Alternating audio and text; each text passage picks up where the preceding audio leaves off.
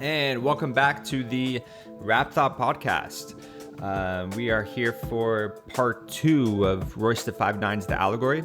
We're going to pick up right where we left off on part 1. Enjoy.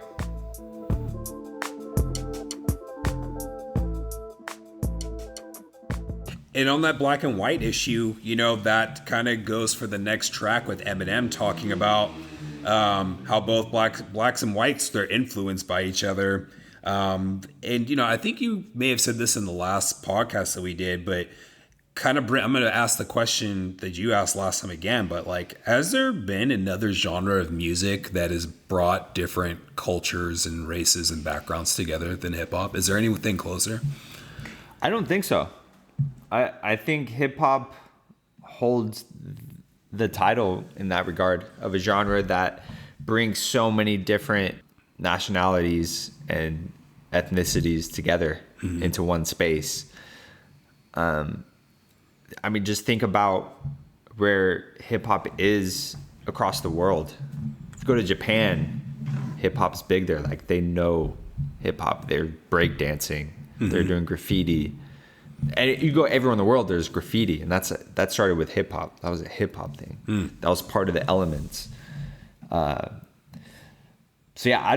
think it is unique to hip hop in that sense of bringing people together, even though it's part of black culture and it comes from black culture, but it is inclusive. Yeah, because I was trying to think, I don't really think classicals brought people together. In fact, when I think of classical, I think of people coming together for some exclusive event that not a lot of people have access to. Country, I feel kind of really, it can extend to people, but I feel like it has a stigma. I don't know if you want to call it a stigma or if it does it, however it does it, but of just pushing people away for whatever reason. But I don't know. I thought hip hop was it. I don't. But even if you were to say rock, but rock started with black people. Rock evolved from jazz or from blues, right? So if you want to say that rock is predominantly white, but rock evolved from blues, which is black culture, that's brought white people in. I think I'm gonna agree with the hip hop bringing different groups. So you agree with Eminem? I think I agree with him. I thought he brought up a great point. But there was I was relating this to the other song just because of if you want to talk about privilege or whatever, but kind of going in a different direction too. There was a point that he talked about that I've thought about in a different way. And, so Matt, if I were to ask you in movies and TV shows, what's the phone that you see the most? Or one that say iPhone? That's what to me would be the correct answer. So when you see the iPhone all over the place, what do you see from that when the iPhone's there? And even in the most simplest terms. Status? You own? Yeah. Do you think that the message it can give off is hey, this is the best phone? Yeah, especially if it's in a movie or a TV show. And it's this is the preferred phone. The preferred phone. So those are the things that I was looking for. Preferred, status, and all these things. So in this skit, Eminem's talking about, when you see superheroes, actors, dolls, and things like that, and they're all white, what type of message does that put on to other people? Even nowadays, if you want to look at the Marvel universe right now through the movies, we have, in terms of people of color for superheroes, off the top of my head right now, we have Falcon and we have Black Panther. Where are the Asian superheroes right now in the Marvel movies? Where are the Hispanic ones? Where are the Indian ones? They're all white. We have a couple females in there. That's progress. But where are the other people of color? So my point is, when I think of the iPhone, I always think, well, that's the preferred thing. This is status. This is what we want. So I relate that to this thing because this is how I felt. It's when this is just predominantly in our society, when we see, it's are white people the preferred person that we want to see in these movies and in these shows? And Right. even if it's not blatant, you can make the argument. I'm going to make the argument that it could either be a blatant message or a subliminal message.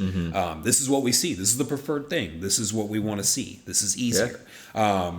It's like anything that's black is, it pertains to the culture in a sense for a show. So you have Blackish. It's like, okay, we're going to focus on a black family about this. Modern Family takes a jump because it's, there's a mix of things. Hey, we have a Hispanic young wife now that's, just happened. So, but yeah, before I ramble off, but I just thought that was that's just the way that I've always felt. Did you, like, he pointed out, he's like, if you're black, I don't know how you don't have a chip on your shoulder growing up if all you see is white figures. Right. In media. Did you feel like that growing up? Yeah, I mean, definitely. You kind of, there's points in time where, like, I've always grown up in a predominantly white area. And so, I remember looking at my, complaining to my mom about my gums because my gums are black. My knees are a lot darker. And I didn't like those growing up. And so I wanted that to change because I felt like I felt out of place. But then as I've grown and I became confident with myself, and as it just with age, it's like, it's just, I don't have to be like that. I may be my high school, I was one of 11 in the entire school. And it's like, I'm proud of this actually. And I'm going to go in every day and just whatever it means to represent myself as a black person here. Like, you definitely go in, you have some pride, you have some chip on your shoulder because you're also going up against stereotypes all the time. When you grow up in a predominantly white place, people, they don't have a lot of black friends. So they just have what's on TV. And so what they're seeing from that, they're like, oh, you must be like this. If you don't talk a certain way, you're like an Oreo. You're the whitest black kid I've ever seen. I'm blacker than you are. And it's like, it's like, but color doesn't know, I don't know, education. Like I'm an educated person. That doesn't make me white. But because I talk like the rest of you, but then the people on your shows don't talk like that, right? They must not be false educated. Understanding of what it means to be black. Exactly. Yeah. So but you can't fault them really because that's what they're shown. That's all they know. And I actually agree with you on that. Yeah. Like that is what it is. So but I'm not gonna lie. Like it can get exhausting being that teacher all the time. People do some weird shit. They want to touch your hair. They want to hear you talk a certain way. They want to know if you can rap. They want to know if you can do all these things. And it's like, dude, play basketball. And it's like, can you ball? Can you do this? And it's like, yo, just because you've seen this on shows or whatever you're watching, that doesn't, like, I'm no different than you minus the amount of melanin I have in my skin. Like that, we're basically kind of the same. Right. So, but not. It's interesting, but you definitely, that is very interesting. To answer your question, you definitely grow up with this shit because you have to stand up to a lot of people, and there's a lot of thoughts about you that you have to defend yourself and be confident in who you are and be able to stand up for that. But I really liked that skit. Yeah, I thought it was really interesting that Eminem did that and talked about those things. So we don't get that from Eminem too much. Mm-hmm. We don't get him talking about race, and we get it in songs. We've got it throughout his career sporadically. Yeah. He's pointed out, he's aware of it. But I think it's really cool in this format to get him just speaking about it honestly and sincerely. Yeah. Just, he's aware of his place in hip hop and in society as a white person. Royce was saying that, like, that Eminem's pretty sensitive to a lot of the topics that's going on. Like, he's very much aware of it and he's pretty sensitive to it. And I thought that was cool. But I definitely vibe with that. That's always been a thought that I've had. No one has ever really talked about that in an album before. But I thought that was cool. Now we're into Trick with King Crooked. Yeah. Or he's going back into, enlightening us, but now talking about the music industry. Mm-hmm. And man, these next couple tracks really all just blend in with each other very well. But he's just in this song, he's talking about being tricked. It's in the name, but being taken advantage of. And I like how he said, art is a pie to be split. And in Mr. Grace where they're talking about intellectual property and how you have ownership of it. Mm-hmm. But in this sense, calling it art and like, hey, these people all get a cut of your stuff, right. Even though it was your own property. They're just funding you, but now they have a right to it as well too. But also talking about, and you don't really get rich from rap. Like, it's very competitive and it's hard to do. A lot of the kids that I work with right now, they have a mindset of, hey, all I have to do is just make this YouTube video, doing this thing, and I can get rich super easy. And so that's one of the first things I thought of. We always see the results. We don't see the work that's put into getting to where these people are at. Right. These people that we look up to, we don't see the work that they put in. We don't see the sleepless nights. We don't see the blood, sweat, and tears that they go through to get to that point. Right. And we don't see all the mistakes that they made and the failures. I mean, it's one thing. I think a lot of people don't like to talk about that, or they only want to show their successes, especially with social media. You're only going to see people's successes, and you're only going to see when they're at their peak. Yeah. You're not going to see them at their low points. Rarely people will share that, but do we even want to see that? Do we want to see people at their low points? Like, do we want to be a part of that?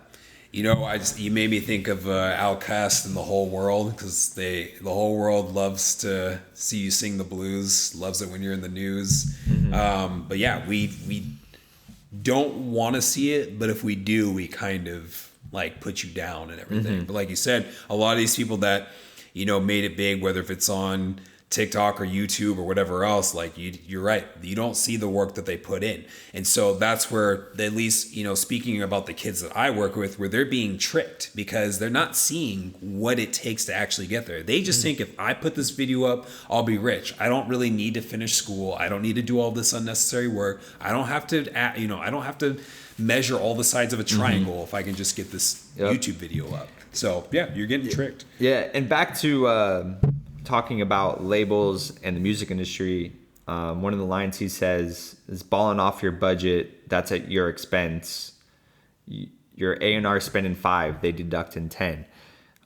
So what that means to me is, well, what I know is when you get a record deal, traditionally, they'll give you a budget. They'll give you $1 million, $3 million. Right. The artist thinks, oh, that's my money. That's cash for me. I can do what I want with that. I can go buy the chain. I can go buy the car. I can go buy the house. I can go pay for all my friends to do whatever they want.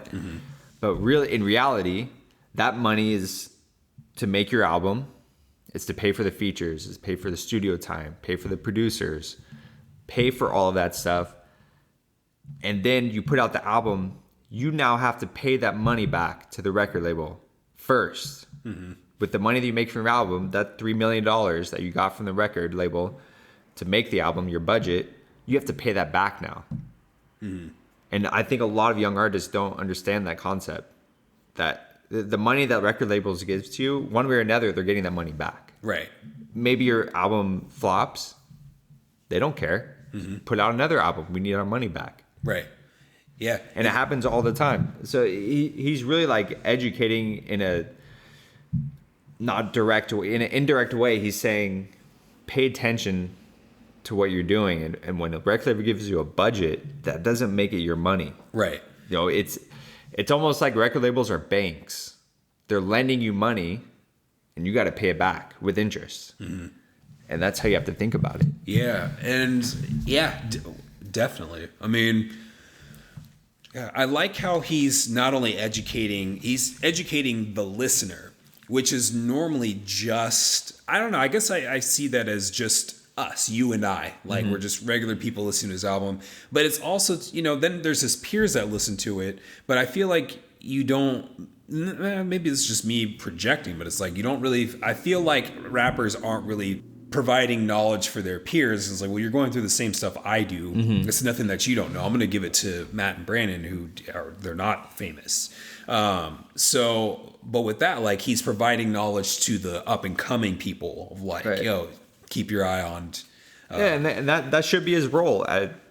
I think he's like 42. Yeah. That should be his role, is to teach the younger generation. And I think he's kind of owning that up. The interview that I was watching, I think that was mentioned a little bit. Yeah. You know, also in this song too, I kind of like how he's talking about the prison complex and just how, you know, there's a lot of... I think King Crooked was talking about that. Crooked did, you're right. Yeah. And in Crooked's verse, he talks about how, you know, there's a passage to having been to prison serving jail time. But it kind of creates this revolving door because, well, if your dad's in prison because he's trying to make a statement or whatever else, you know, your kid is also going to follow the same footsteps because he's grown up without a dad. He doesn't have that father figure. You know, both parents aren't in the household. Things are, you know, difficult. So, and that all definitely leads to other problems of single parent households. Right. So I thought that was a cool thing to bring Going up. back to Royce in his verse, the line he said, incriminate myself on record, speaking on my life. Expect to receive blessings out here cheating on my wife. I thought that was such like a mature, grown up thing to realize and to reflect on. But he's admitted in many of his songs before this album that he's cheated on his wife. Right. He's been very public about that. And I think now he's at a point where he's reflecting on it. And he's like, how can I expect to receive blessings when I'm cheating on my wife? Right. How can I, he says in an interview a few times, he talks about it and he says, I get instant karma from that. As soon as I cheat on my wife, I'm going to get that karma back to me right away. Something bad's going to happen to me. Yeah. And realizing that, like, hey, I can't be out here doing this and then expect for everything in my life to go well. Yeah. You know, it's like you have to put in good energy. You have to do good to other people to receive good. Yeah, definitely. You know, with that said, and you know, you're talking about the maturity. I really like the direct. I think we were talking about this off record, but just like where the people that we came up listening to, how do they continue a career where they're older now? Where we've been growing up with, you know, they're just putting out bangers. They're putting out stuff for us to move to. But we haven't heard a 42-year-old rapper. We haven't heard someone rapping in their 50s. What would they provide? And I feel like, you know, Jay-Z with 444, Royce the 5'9" with the Book of Ryan, with the Allegory are kind of setting that standard, or, you know, kind of paving that way of this is what we can look forward to from the people that we heard 20 years ago. And I think we need that. I love that because hip hop needs to evolve if he wants to survive. You know, it's got to evolve and it's got to, you know, we still got the young artists doing the young things, but we need the older artists to grow up with themselves and with the music. They need to bring that maturity with them in the music. Not saying that every 42-year-old needs to do that, but we need artists to do that, like a Royce and a Jay-Z. Yeah, and it's cool because, like, I like the direction that Royce is heading into. I feel like lyrically he's improved what his writing skills. And then now he's bringing, and I know you want to get on the topic later on about, you know, now he's adding production to it. But I also think of, you know, Ludacris. When I listened to him as a kid, and maybe I just need to give it some in-depth listening to now, where I felt like a lot of his stuff didn't really make sense. But then when he dropped Ludaversal, I was like, dude, these are concise and tight. His writing is amazing. But then also Jay-Z, he's just the maturity that he's taught, you know, the things that he's talking about, they're all relevant things. Because you're like, oh man, what's this guy going to put out, you know, at his age? But it's all relevant and all really good. I'm really liking, I can't get off of, like, I'm just really liking where these people we grew up with, where their careers are turning into. Because I don't know, I feel like you could make the argument that, you know, maybe they'll trail off, maybe it's time for them to retire, but no, they're good. And I think they're paving a roadmap for artists coming up behind them that, hey, I can rap at 40 years old, I can rap at 50 years old and put out compelling content and stuff that's relevant and that people will gravitate towards. Because we do have older rappers. We have Cool G Raps and we have KRS-Ones who are in their 50s, closer to their 60s. Yeah. Can they still put out good music? Probably. Could Rakim put out a great album right now? I think he could. At this point, I'm kind of like, why not? You know, why wouldn't they be able to? So, but yeah, I thought that was cool. Black people in America. I thought this was an interesting message because we were just recently talking about just in music, the influence that Black culture has had on music. We can have conversations about the, in media that it has in advertise like toys or whatever else. But in this skit, he talks about if Black people we all got together and went back to Africa and took the culture with them, would America still exist? And I thought that was a question that would turn heads. Because yesterday I was talking about how growing up, I feel like in American culture we kind of make other countries sound like shitholes. We're like, oh, Mexico, like you don't want to go there. Right. They're in mud huts. It's gross. It's dirty. You can't drink the water. You don't want to go to Africa. There's malaria. There's this and that. You don't want to go there. Australia, anything and everything will kill you there. You don't want to go there. So on and so forth. But like, it's interesting as I feel like we place this fear in other countries. But the point of this song was like, we're doing that so then people don't want to leave, but then also believe that we are the greatest country there is. So I thought that was really interesting. Like, do you agree with the sentiment in this interlude that if all the African Americans moved to Africa, America wouldn't exist no more? Like we wouldn't be able to remain the same country. Like we would lose a lot.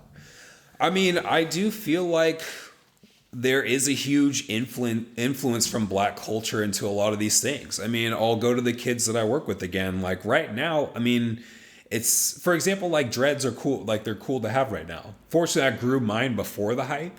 But like, that's a thing. So one of the new kids I'm working with, he's like, oh man, you must be this chick magnet.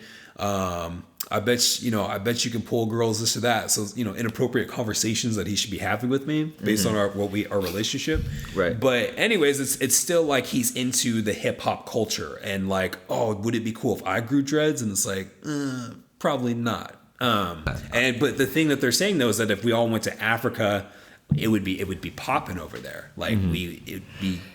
Yeah. Going back to that, I mean, I've been to Africa. I went to Uganda. And it definitely, there's parts of it where it is like that. It's, they're living in dirt huts and, it's poverty. Disclaimer, like every country's going to have its shithole. Yeah. I just don't like but then they also have cities. Right. They have Kampala, which is almost a modern city. They have skyscraper, they have buildings and restaurants and anything you could find in a regular city. But going back to what you're saying is like Americans have this idea in their heads of other countries and how they're not as developed, they're not as great. I don't want to go there, whatever. Yeah. That is an issue in itself where people have this mentality of we're the greatest country, so I don't need to experience it anywhere else, or I just look down on it and I don't want to go there. I don't want to go somewhere and feel unsafe or uncomfortable. Right. But after going there, it was such a beautiful and amazing experience just to be around that. Like I never had the mentality, so I was excited to go and just see it for myself and be around it and be in that culture. Yeah. So it was definitely a great experience to see that, and and it's unfortunate that some people do view America like that, where they're like, oh, this is the greatest country, and we don't, I want to, obviously I love America. I want to live, I'm from here, so I would like to stay here, but I'm not like, I don't want to go anywhere else. I don't want to see anything else. Exactly. It's great to be here, but it's also awesome to experience other cultures and see what they're doing. And to understand that, every country is going to have its rough spot, as we do. We have a huge homeless problem. There's some people that are also living in the gutters of our cities. Right. Oh yeah. We have plenty of homeless people. Yeah. We have plenty of poverty. Yeah. We're not awesome. We're, all this other stuff is not exclusive to those countries. Like we got it too. No. So yeah, I liked kind of that thought-provoking stuff that came up from this skit, leading to Black Savage of I got out of that just being a product of that environment, that overcoming a certain environment and being labeled as, you know, something negative. You are this savage. You are beneath me. You are 3/5 a person. Yeah, it was definitely a powerful song. And what I think is really interesting about it, it was the first single, and it was actually, he partnered with the NFL to release a song, and it became like an official like song with the NFL. That. Yeah. Okay. So I think it was part of the deal of Jay-Z working with the NFL, incorporating more pro-black themes with the NFL, kind of coming after the Colin Kaepernick situation. Yeah. I think that's kind of where they're going with it. But really good look for Royce, I think. Yeah. Like, just to get more eyes on it. It's a cool song. There's definitely a lot of gems being thrown out in this song. Yeah. Man, Ed, when T.I. was going in, I was like, man, I forgot when you were coming up that you went to prison for a minute. Yeah, he had those gun charges? Yeah, the gun charges, and that stalled his career for a second. And then Paper Trails was the name of the album. I can't remember if he released that right before he went in or if that was the first album he released right as he got out. Yeah. But I remember that whole thing. Man, that was a while ago. But yeah, this next track, Rhinestone Do-Rag, was looking forward to talking about this one. But yeah, it's interesting because do-rags, from my notes, I put, do-rags really are associated with gangs. They have a really bad stigma to them. But really, if you know about do-rags, like one of their purposes is to maintain hairstyles. So when I had cornrows back in the day, I wear a do-rag to bed so it doesn't mess up my braids as they brush up against the pillow. You also do it to compress your hair down and stuff like that. And you also do it to, I never really got into the whole waves thing.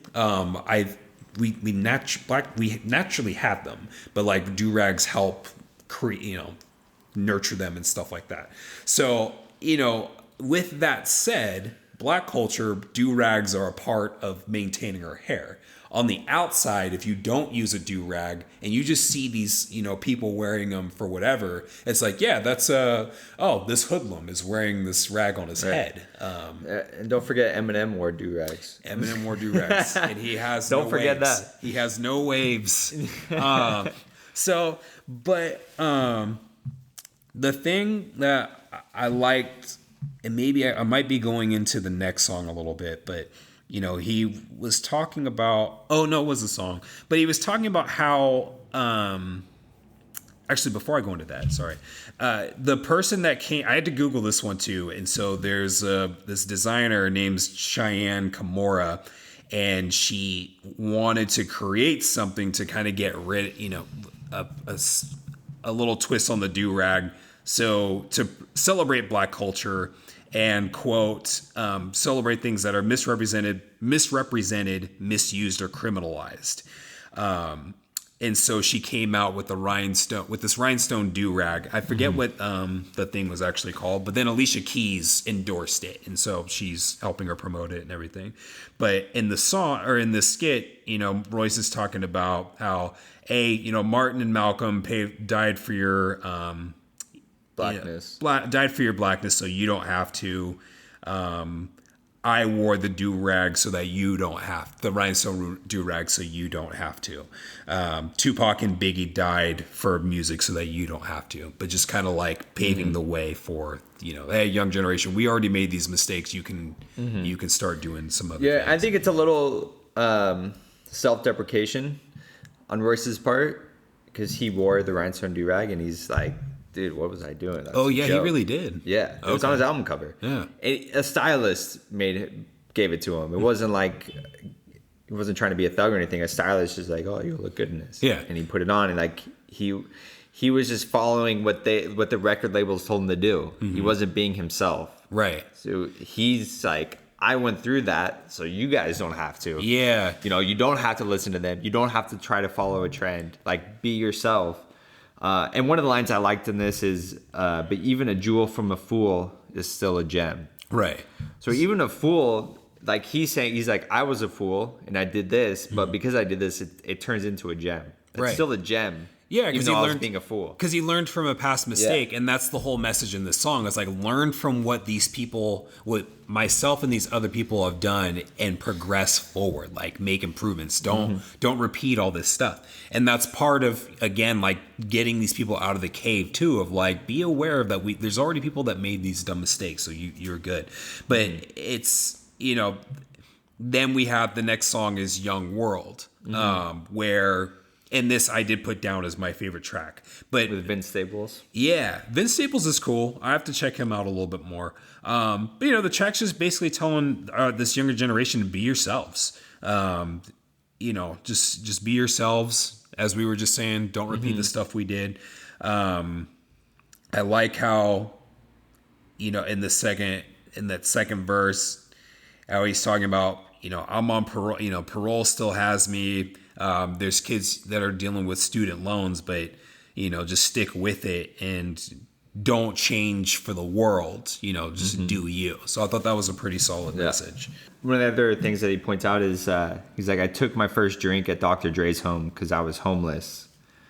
And he's mentioned it in several interviews where he was 21 at the time and he never drank alcohol before going to Dr. Dre's house. Oh, okay. And he didn't want to say, he was at Dr. Dre's house and they're having a little party and Dr. Dre offered him some alcohol and Royce didn't want to say no. He's like, he didn't want to be uncool in front of Dr. Dre. So he's like, yeah, give me that. And that kind of, it didn't necessarily start his path into alcoholism, but that was the beginning of him drinking. Yeah, to fit in. Yeah, to fit in, especially in that environment. In the music industry, it's well known it's an environment of drugs and alcohol. Right. You know, that it's going to be around everywhere you go. And you're going to be pressured into doing it or else you're not going to fit in. Right. So Royce has had to battle that for many years. That's, yeah. I just like as, you know, we keep going, it's just the album just gets deeper and everything. Another artist from this album that I really want to look into is this Ashley Sorrell. Yeah, so he's signed her. I think she's on his label. Oh, really? Yeah, I think she's from Detroit. Okay. Dude, I mean, aside from the other song, Upside Down, I mean, in that song, she really dropped nuggets in that one. But in this one, like, she really came through again. You know, just talking about, you know, again, another short verse, but just how the prisons are filling up, schools are closing down. You know, I got a sense that she was talking about a lot of for-profit and money management. Oh, there's no money in this, so then we're going to close this down. There is money in this, let's keep investing. So, yeah, I thought her verse was pretty solid. I had to look up because he was saying the only Gucci that we trust was Gucci Mane when he uses a government name in that. And that prompted me to look up the blackface sweatshirt that we were talking about earlier from that. And I thought that was really interesting. In her, this is the track where she's calling for more diversity in high positions. Last track, man, Hero. In the Book of Ryan, he really talks a lot about his dad. And I mean, one of my favorite songs ever by Royce, Cocaine was a good song. Book of Ryan. And that's all about his dad, his relationship with his dad, how his dad was, you know, doing coke and, you know, being around that as a kid. Yeah. And I feel like I'm not the most in tune person with Royce da 5'9". I can't play it like I am. But I feel that, you know, from the Book of Ryan, it kind of, when you finish the album, you have this like, oh man, his dad was a piece of work. Like that's a trip. You know, I grew up in a single parent household, and so I just have my mom.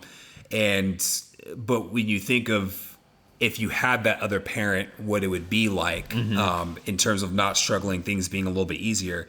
But then in the sense of having Royce's dad, who is also, you know, into substances and stuff like that, like, oh, that sounds way more complicated.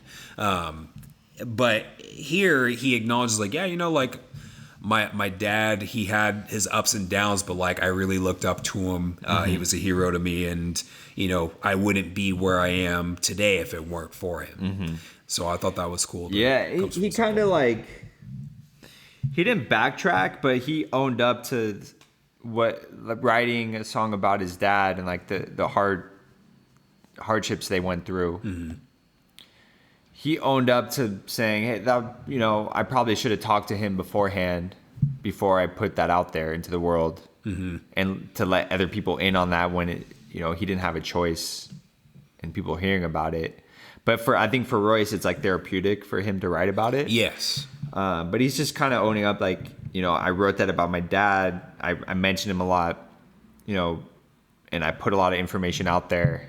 Maybe I should have handled it differently. Right. So he's just being mature. Yeah. And being an adult and recognizing when, he may have made a mistake. Yeah. And that's the cool part. I feel that he was very, as he said, unapologetically honest. And maybe he felt like he went too far at points, but then bringing it back, like, despite all that, like, I still love my dad. He was still a contributor to my life. His dad was tough on him. Right. Sometimes it was to his detriment, but overall, he turned out fine. He turned out good, and he was able to take the lessons from his dad and apply it. Yeah. And come out on top. Right. So yeah, but I thought it was a cool song. Yeah, it was a good way to end the album for sure. Yeah, kind of just him being able to put that out there, like, hey, everyone, I love my dad. We have a good relationship. It's not how you think it is. Right. Yeah. Yeah, man. I think that's the whole album. It was a long album. Yeah, that was actually one of the things I wrote down listening to this before the album came out. I was a little worried about how long the album was, because I knew that he produced the whole thing.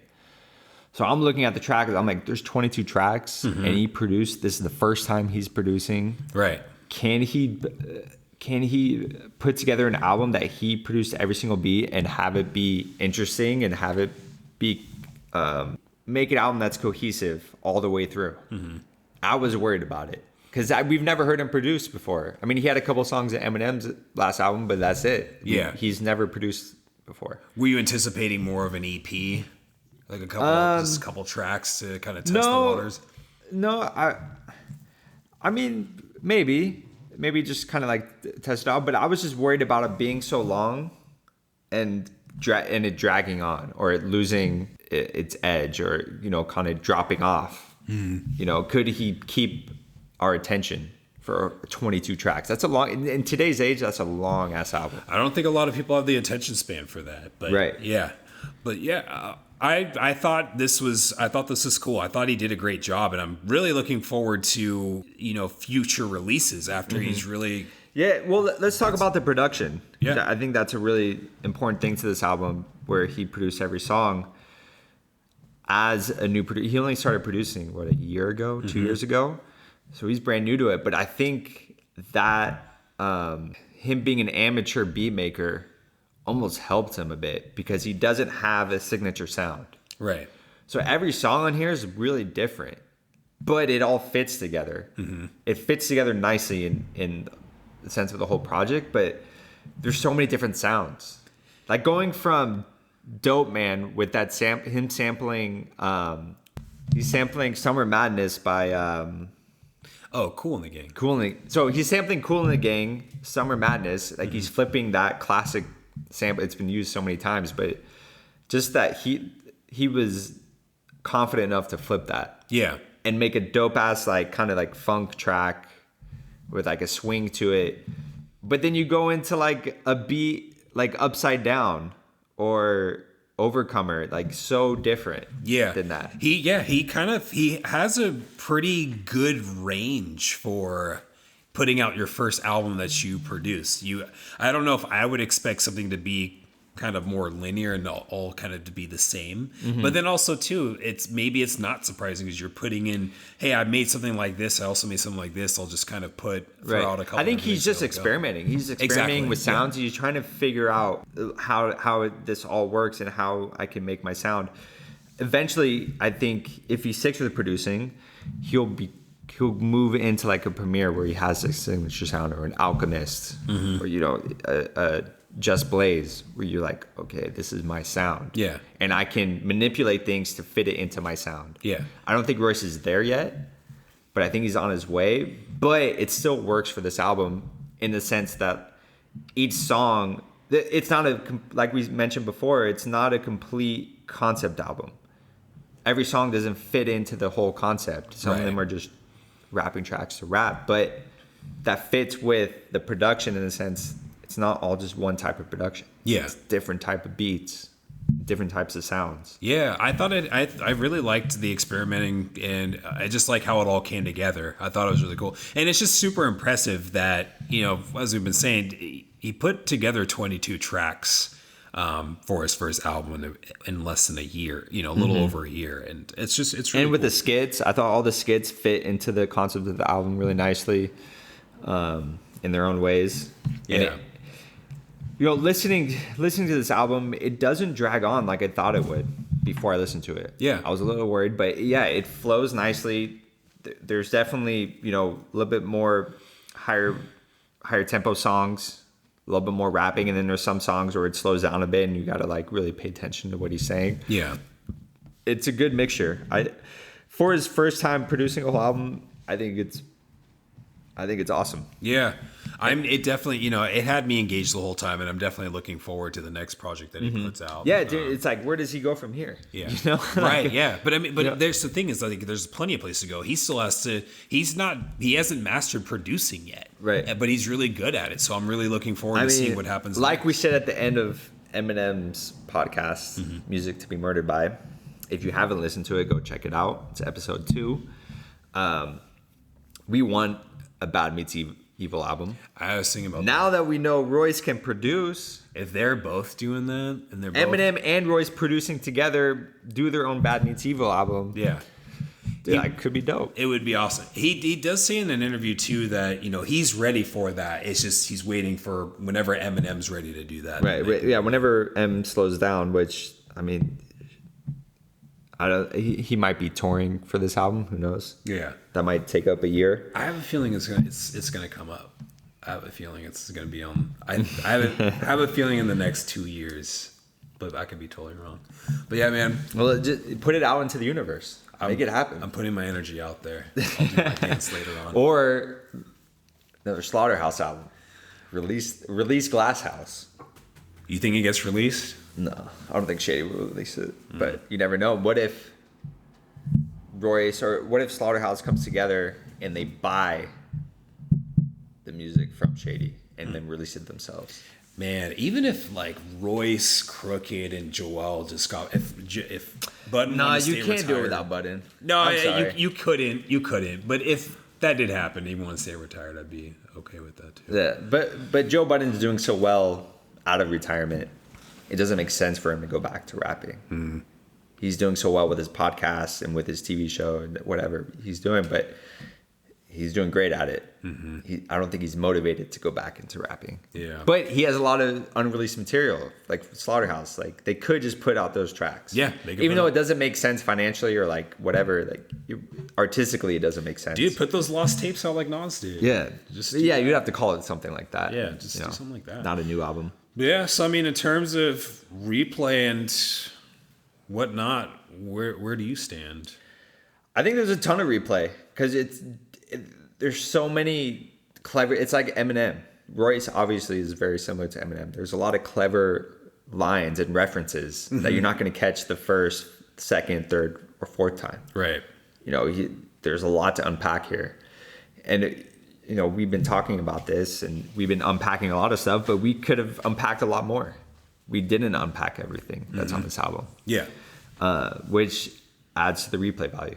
Right. And also it's the production's great, so the beats are awesome. They're dope beats. They definitely bump. So it's like a fun album just to listen to sonically. Yeah. Yeah, it's cool. I mean, I have a feeling at the beginning it could go over some heads. But I like it. It's a solid album. It'll definitely go over your head if you think about it too much. Don't think about it too much. Just let it come to you. Right. Don't overthink it. Because I don't think Royce tried to overthink it. No, it just came to him. Yeah. So I don't think he was sitting there like mapping out a perfect concept album. Yeah. So you, who you bumping this for? Who am I bumping it for? It's a tough call. Like I'm playing it in the car when I have a long road trip and people are in there. I'm going to play it low key if I'm cooking and there's people around, or Like with headphones on, or you're gonna have it on low? No, I'm gonna have it on medium. Okay. I'm gonna have it on medium. That medium heat though. I'm gonna have it on medium.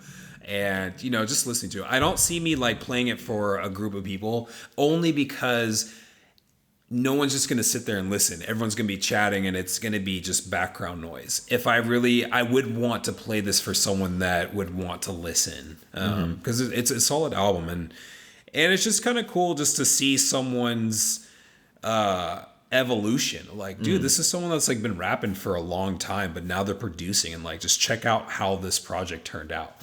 So it's kind of cool. So I feel like I'd want someone to, like if you hear something, you're like, okay, like a show or something like that, and you hear, you're like, okay, yeah, I've watched it before. I don't really know what it's about, but I'm not too inclined to watch it again. I wouldn't want that to happen to somebody, so I would want them to actually pay attention to it. Right. So that's what I mean. That's my stance. I'm bumping this on the way to work. In my car, like when I'm driving, it'll probably take me a few days to get through the whole album. Yeah. No, it's, I mean, to that point, I don't know if I'm bumping this for other people. It might be a little much. Like if you're not really into rapping, I don't know how much you're gonna enjoy this. Right. Unless you're really into lyrics and you're really into dope beats and. But yeah, I'm bumping it for myself. I will bump it for other people if I know that they're into rap. Right. I'll be like, yo, you gotta check this out. Like this shit's crazy. Yeah. Like just start them off with the intro track, like Mr. Grace. Yeah. Like, dude, that's gonna raise some eyebrows. Yeah. And people are gonna be like, wait, what? What did you just say? Yeah. Definitely. It definitely grabs your attention. So yeah, it's a good one. I like it.